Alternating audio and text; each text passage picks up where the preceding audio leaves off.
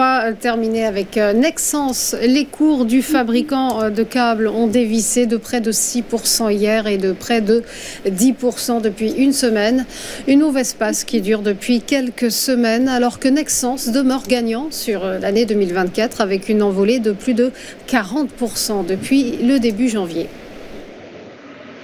Alors, le graphique que je vous montre là décrit techniquement absolument tout ce que vous venez de dire, Roselyne.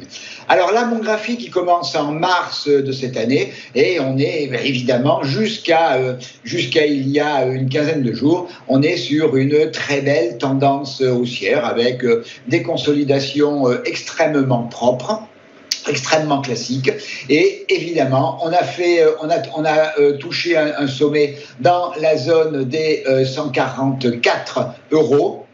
Et depuis, le repli, il est quand même important puisque on a successivement ouvert deux gaps baissiers et on est maintenant sur une zone de support majeur. C'est véritablement la ligne de partage des eaux pour l'évolution des cours dans au moins les semaines qui viennent. C'est cette zone des 112,8, 114.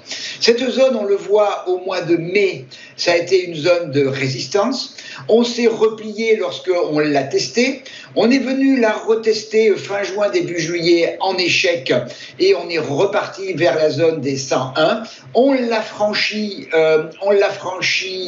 fin juillet, on s'est replié, on l'a refranchi, on est revenu la tester mi-août, fin août, début septembre. Donc c'est une zone de polarité, c'est une zone extrêmement forte et tout va se jouer à ce niveau.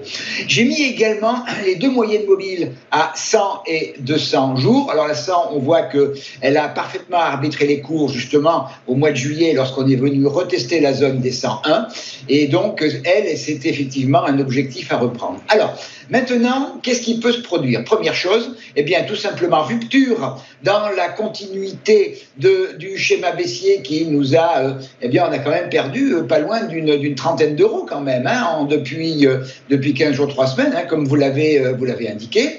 Donc rupture de la zone 112-114, premier niveau de support, juste en dessous, à 109,40, qui est également un gros niveau, qui est également un niveau de polarité, puisque ce niveau a été résistance au mois de mai, il a été énormément travaillé entre fin mai et la mi-juillet.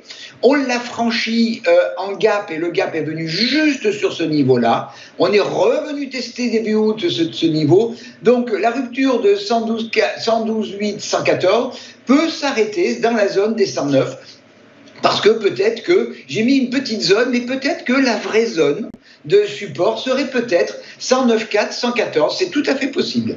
Mais par contre, là, la rupture de 109,4, là, elle serait beaucoup plus grave, puisqu'elle nous emmènerait directement dans la zone des 103 € dans un premier temps, puis 101, 99, 55.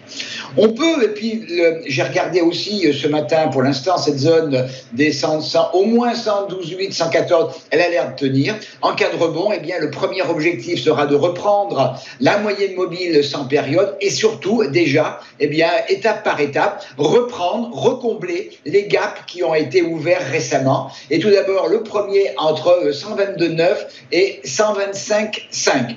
Alors j'avoue que j'ai pas d'avis marqué sur Nexans. Le schéma actuel, il est plutôt baissier. Bon, après, jusqu'où?